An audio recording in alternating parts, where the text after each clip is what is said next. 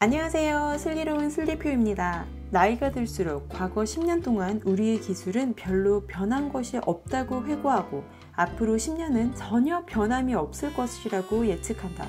제가 최근에 들은 말 중에 가장 와닿는 문구입니다. 여러분들은 음악을 들으실 때 뭘로 들으시나요? 저는 멜론으로 듣는데요. 이런 음악 듣기 스트리밍 서비스, 지금 현재를 살고 있는 우리는 이 서비스가 전혀 혁신적으로 와닿지 않지만 과거로 조금만 거슬러 올라가 보면 우리는 어떻게 음악을 들었었나요? 저희 첫 CD 플레이어입니다. 당시 많이들 불법 다운로드로 CD를 굽기도 했지만 저는 H.O.T CD만큼은 다 사서 소장을 했던 기억이 납니다. 애플에서 아이팟이 나왔고 우리에게는 추억의 브랜드가 되어버린 아이리버가 있었죠. 모든 음악은 다운을 받아야 들을 수 있었던 이때를 떠올리면 다운을 받지 않고 수도꼭지처럼 틀면 바로 음악이 나오는 스트리밍 서비스는 혁신적인 사고에서 비롯된 기술이라 할 수 있겠습니다. 지금은 당연한 서비스가 되었지만 이런 서비스가 세상에 스며들기까지는 수많은 편견과 난관에 맞서 싸워야 했습니다. 오늘 소개해드릴 기업은 바로 스포티파이입니다.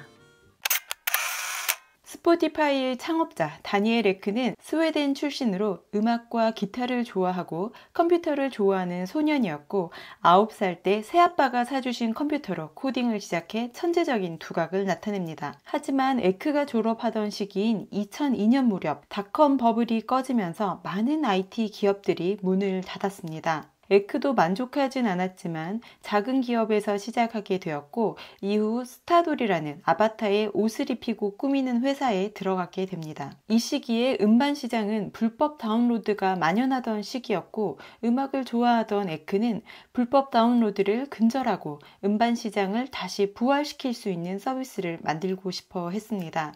에크는 스타돌에 다니면서 에드버티고라는 서비스를 만들었고 당시 맞춤형 광고 서비스를 하던 트레이드 더블러에 이 서비스를 매각하게 됩니다.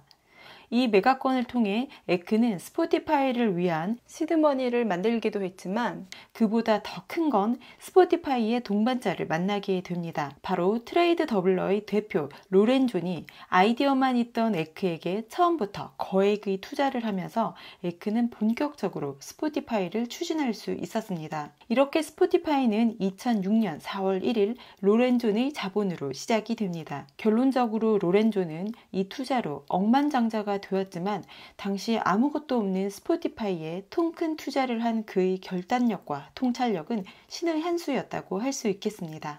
스포티파이가 설립이 되고 스타돌의 동료였던 앤이 초기 핵심 기술 멤버로 합류하고 토렌트 기술의 뮤토렌트를 인수하면서 천재 프로그래머 스트리게우스도 합류를 하게 됩니다. 에크가 중요시 여긴 스포티파이의 핵심 가치는 음악을 듣는 사람도 음악을 만드는 사람도 모두에게 이익을 주는 서비스가 되는 것입니다. 그리고 수익은 광고를 통한 수익과 유료 계정을 통한 수익 창출을 그렸습니다. 하지만 투자자들이 투자를 꺼려했던 가장 큰 이유는 바로 해결되지 않은 저작권 문제 때문이었습니다. 결국 스포티파이는 상당한 저작권료를 실제 유저 수와 상관없이 무조건 일정 금액을 선불로 음반사에 지급하기로 하면서 일부 대형 음반사와 합의를 보게 됩니다. 하지만 워낙 음반사에게 유리한 조건이었기 때문에 이 계약 조건이 스포티파이를 더 힘들게 하기도 했습니다.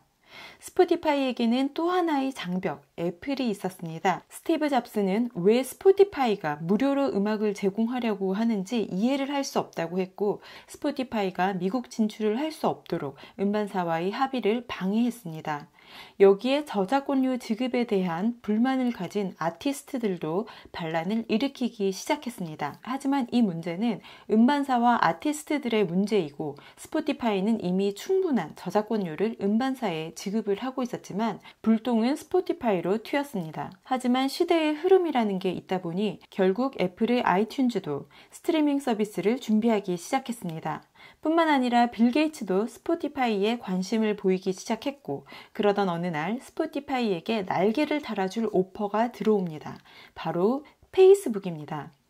페이스북에서 버튼을 누르면 바로 스포티파이가 재생이 되고 친구가 무엇을 듣고 있는지도 알 수 있게 되는 것입니다. 스포티파이는 영광의 기회라 생각했지만 결국 페이스북이 원했던 것은 스포티파이를 오로지 페이스북을 통해서만 들어갈 수 있도록 하는 조건이 있었습니다.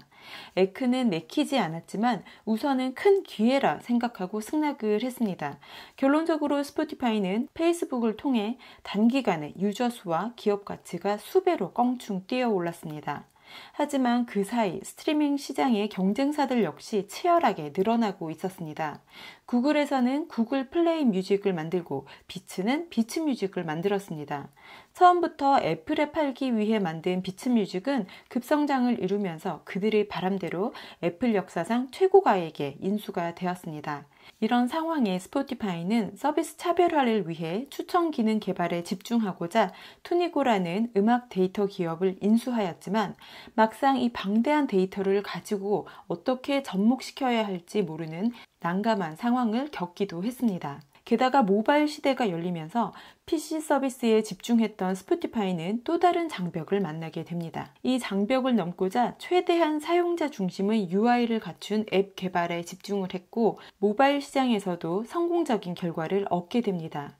하지만 또 다른 시련이 나타납니다. 미국의 슈퍼스타 테일러 스위프트가 스포티파이 보이콧을 한 것입니다. 뿐만 아니라 제이지가 스포티파이의 독점 계약을 요구했는데 이를 거절했더니 제이지 본인이 타이달을 인수하면서 스트리밍 서비스에 뛰어들었습니다. 제이지에는 든든한 후원군이 있죠. 비욘세와 스타 인맥들입니다.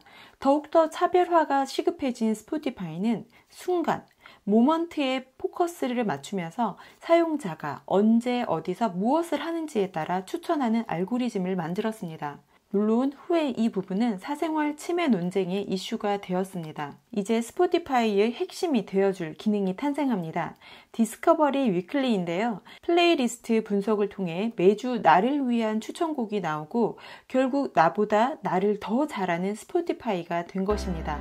현재 스포티파이는 전 세계 3억여 명이 이용하고 있으며 시가총액이 49조에 이르는 기업 가치로 성장하였습니다. 스포티파이의 다니엘 에크를 보면서 확고한 가치 전달과 시대를 앞서 나가는 서비스를 기획하더라도 이것을 성공의 궤도에 정착시키기까지는 수없이 많은 후발주자들과의 경쟁, 그리고 기존 고정관념과의 싸움, 기득권층과의 대립, 거기에 시대의 변화에 대한 발맞춤 등 한시도 실수가 없구나 하는 생각을 하게 되었습니다. 위기를 극복하고 성공 신화를 써가고 있는 스포티파이, 이제 이들의 이야기가 영화로 제작되어 나온다고 합니다. 이제 우리나라에도 상륙을 했는데요. 앞으로 우리나라에서는 어떻게 이어질지 상당히 궁금해집니다. 슬리표의 스타트업 분석하기 스포티파이 편은 여기까지입니다. 감사합니다.